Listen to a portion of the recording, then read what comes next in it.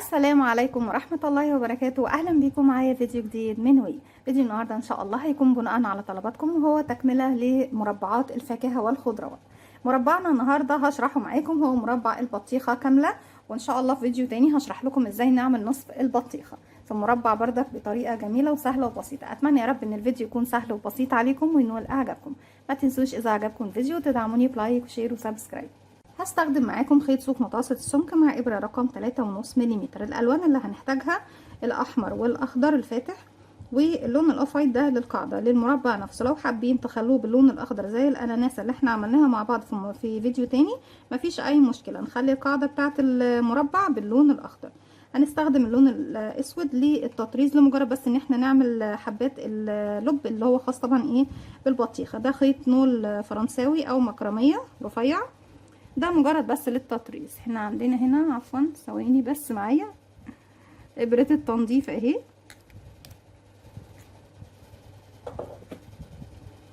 بنستخدمها بردك للتطريز. هنبتدي نقول بسم الله الرحمن الرحيم. في البداية ببتدي اشتغل باللون الاحمر، وان شاء الله في فيديو تاني زي ما اتفقنا مع بعض هنشرح ازاي نعمل نصف البطيخة. نصف البطيخة مش هيكون صعب كتير عن البطيخة نفسها، لاني انا بشتغل بنفس الطريقة اللي هنشتغل بيها دلوقتي، بس على شرط ان النص العدد اللي بشتغله بيكون بلون القاعدة اللي هو طبعا بيكون الابيض او الاوف وايت او اي لون بشتغل بيه القاعدة، والنص التاني بيكون بالاحمر والاخضر زي ما هنشوف مع بعض دلوقتي. هسيب مسافة من الخيط وعلى 2 من الاصابع وابتدي اكون دائرة سحرية. هنا تكون عندي حلقتين، بيكون بدخل تحت الحلقة الاولى واسحب من تحتها التانية والف ايدي الناحية التانية واخرج الخيط من على ايديا بشويش كده عشان ايه ما يبص اللفة اللي احنا لفيناها. اتاكد ان طرفين الخيط داخلين داخل الدائرة السحرية. طرف الخيط دوت الصغير بحافظ عليه اقفل الدائرة السحرية في النهاية، ودلوقتي ابتدي ارفع على ايدي طرف الخيط اللي هبتدي اشتغل بيه. مش هينفع اشتغل داخل الدائره السحريه قبل ما ان احنا نقفلها. هنقفلها ازاي؟ بيكون عندي على الابره حلقه بلف الخيط وبخرج منها بالشكل ده. عملت سلسله، السلسله دي بتقوم معانا بدورين. الدور الاول خلاص شكرا عملته ان هي قفلت لي الدائره السحريه، والدور التاني ان هي بتكون اما ان هي تكون ارتفاع الغرزه الاولى لو بشتغل بغرزه الحشو، او جزء من ارتفاع الغرزه الاولى لو اطول من غرزه الحشو. واحنا فعلا هنشتغل بغرزه العمود بلفه بتكون ارتفاعها 3 سلاسل.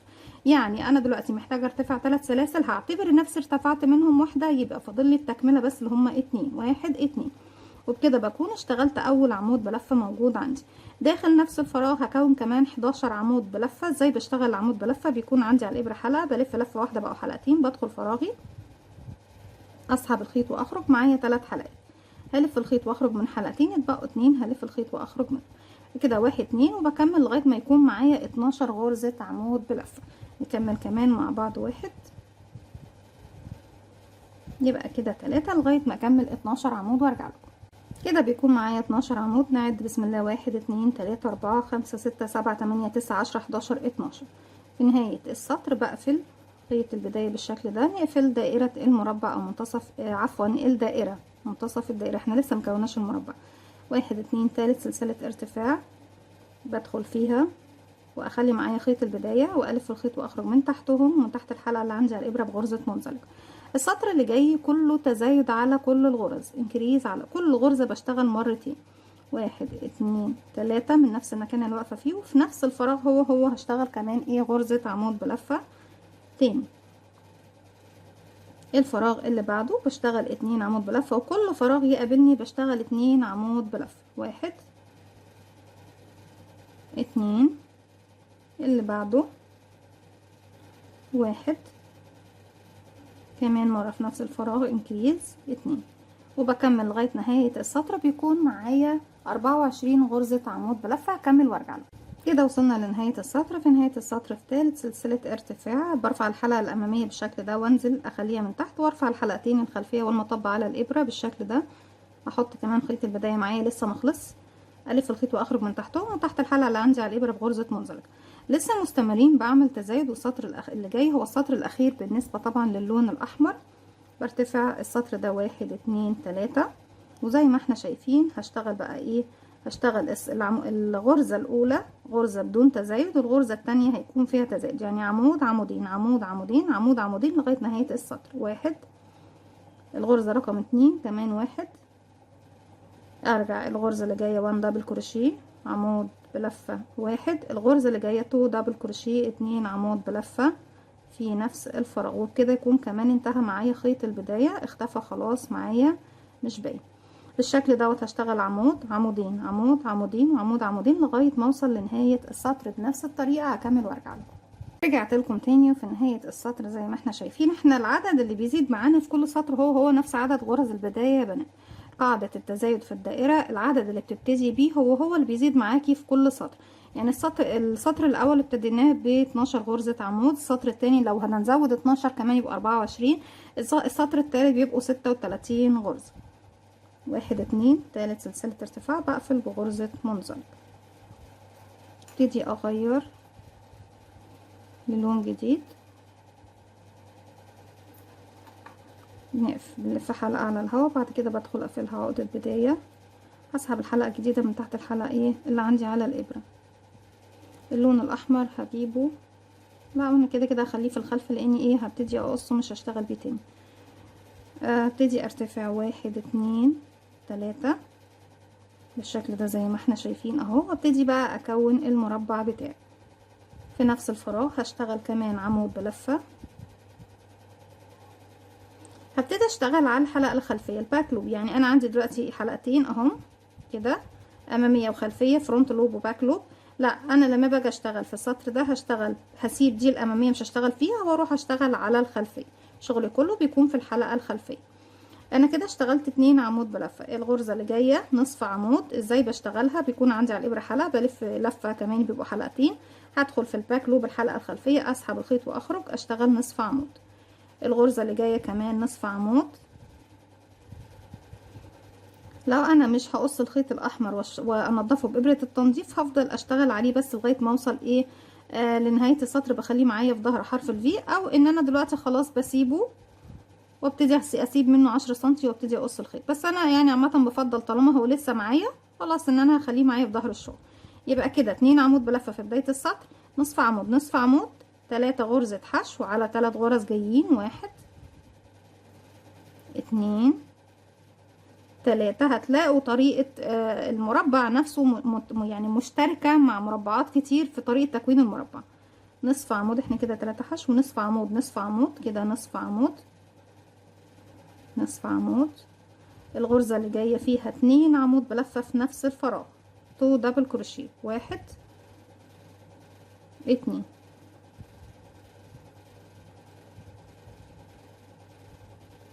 سلسلتين، 1 2، واروح للفراغ اللي جاي اكون كمان 2 عمود بلفة في نفس الفراغ. وبكده بكون كونت اول زاوية عندي. اخر زاوية انا اشتغلت منها عمودين، في النهاية الغرزة الاخيرة هيكون فيها عمودين وبعد كده سلسلتين.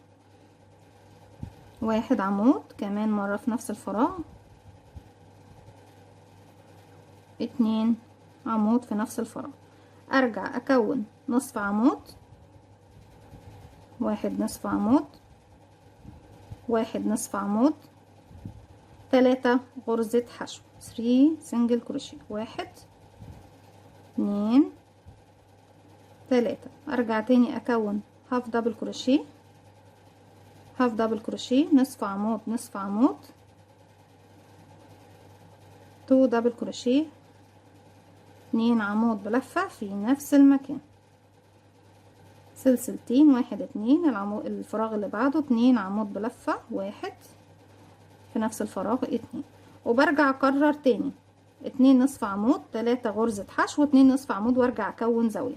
وبالشكل دوت بكون كونا كده المربع. بكمل بقى السطر كله بنفس الطريقة وارجع لكم نكمل مع بعض. رجعت لكم تاني في نهاية السطر اخر غرزة اشتغلت فيها 2 عمود بلفة، سلسلتين، وبروح في تالت سلسلة ارتفاع 2 3، هقفل بغرزة منزلقة. السطر الجديد برتفع 1 2 3. خلاص بقى السطور اللي جاية كلها السطر ده او سطرين كمان فوق منه او سطر واحد على حسب ما انتوا حابين ارتفاع او حجم المربع. هبتدي اشتغل على كل غرزة تقابلني غرزة عمود بلفة 1. بقى كده كل غرزة فوقيها عمود بلفة 1 لغاية ما بوصل للسلسلتين. بشتغل بقى فوق السلسلتين 2 عمود 2 سلسلة 2 عمود بلفة، عمود عمود عمود بالشكل ده. كل الغرز اللي تقابلني وبدون عدد خلاص، وبدون ما احدد انا هشتغل هنا ايه وهنا ايه.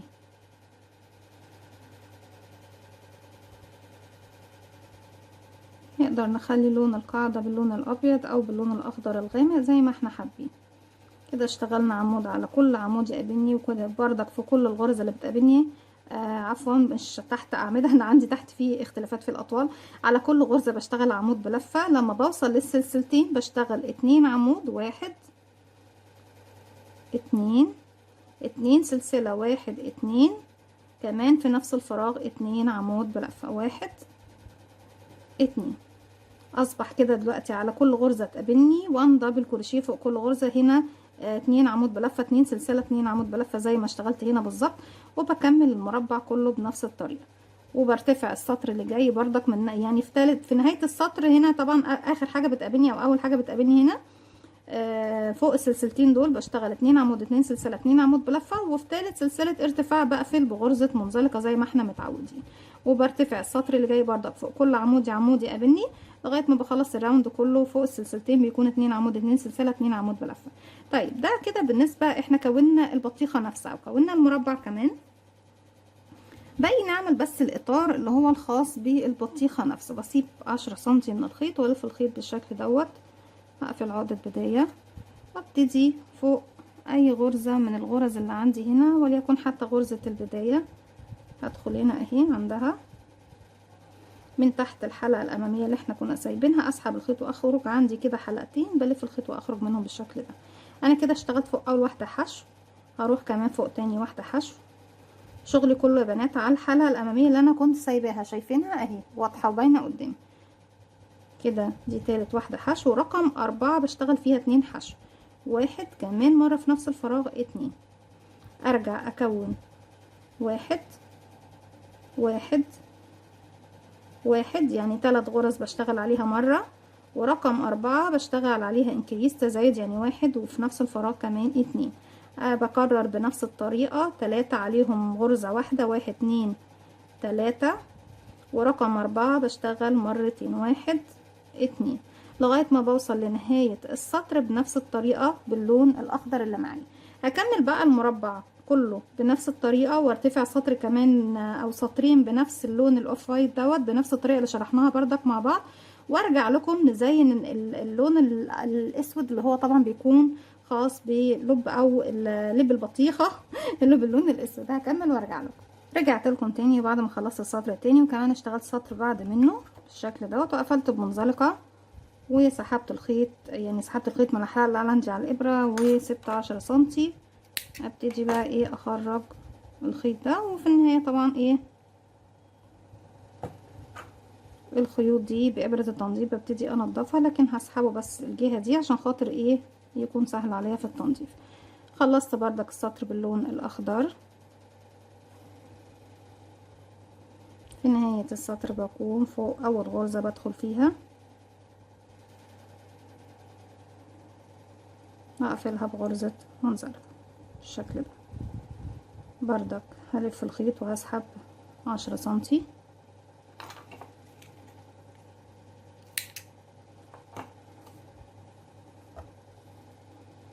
الخيوط بتاعتي كلها بسحبها طبعا من الداخل، بسحبها من هنا بس الاول،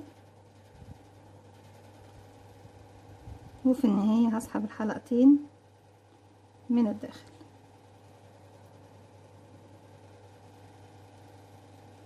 في ابرة التنظيف بقى في النهاية خالص يا بنات بلضم الخيط دوت في ابرة التنظيف دي وبخفيه تحت الخيوط كلها الموجودة عندي.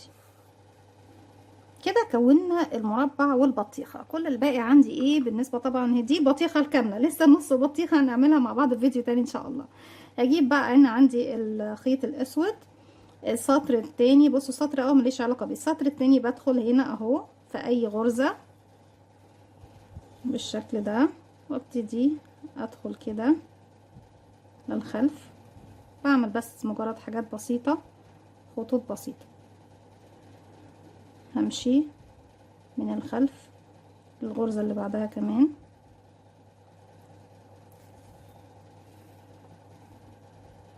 وارتفاع لفوق اللي هي رأس السطر نفسه، رأس الغرزة في السطر نفسه هو.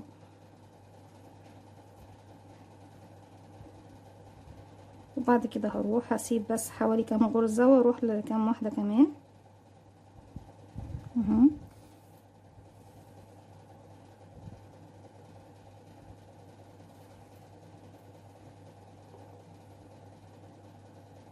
كمان واحدة جنبها،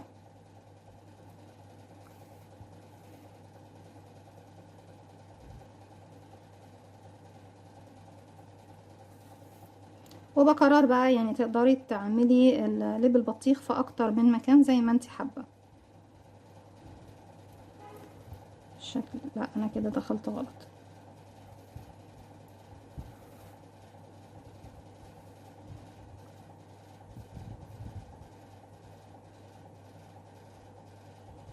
تعملي بقى العدد اللي انت حباه من اللب.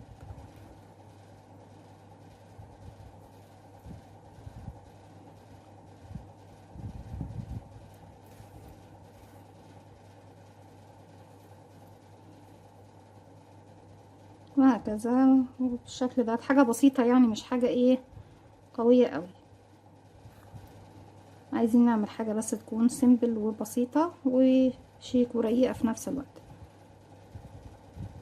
خلاص، ومن خلفه بردك يجي بقى الخيط دوت بدخله في بعضه كده وببتدي. طبعا هو انا يعني غصب عني ان الشكل يكون من الخلف كده. انتوا لو مش حابين يكون الشكل كده بعد ما بتخلصوا بتروحوا داخلين واحده واحده كده، بصوا اهو بالشكل دوت، وتدخلوا من المكان اللي انتوا حابينه. يعني انا بس عشان ايه وقت الفيديو مش عايزه اطول عليكم. بعد كده بابره التنظيف دي ببتدي اخيط بقى كل الخيوط اللي هي في الخلف دي عندي في ظهر المربع. بالشكل ده بكون وصلت معاكم لنهاية فيديو البطيخة دي، البطيخة الكاملة. وفي فيديو تاني ان شاء الله هنشرح مع بعض نصف البطيخة. دي كانت الفكرة النهاردة بتاعتنا، اتمنى يا رب تكون سهلة وبسيطة وتنول اعجابكم. كده بكون وصلت لنفس حجم مربع الاناناس واحجام المربعات الاخرى. وزي ما قلت لكم نقدر نكون مجموعة كبيرة من المربعات بأشكال الفاكهة والخضروات والأكلات اللي هنشرحها مع بعض إن شاء الله. أتمنى إن الفكرة تكون سهلة وبسيطة عليكم. ما تنسوش إذا عجبكم الفيديو تدعموني بلايك وشير وسبسكرايب، واستنوني فيديو جديد من وي. وما تنسوش كمان تفعلوا زرار الجرس ليوصلكم مني كل جديد. السلام عليكم ورحمة الله وبركاته.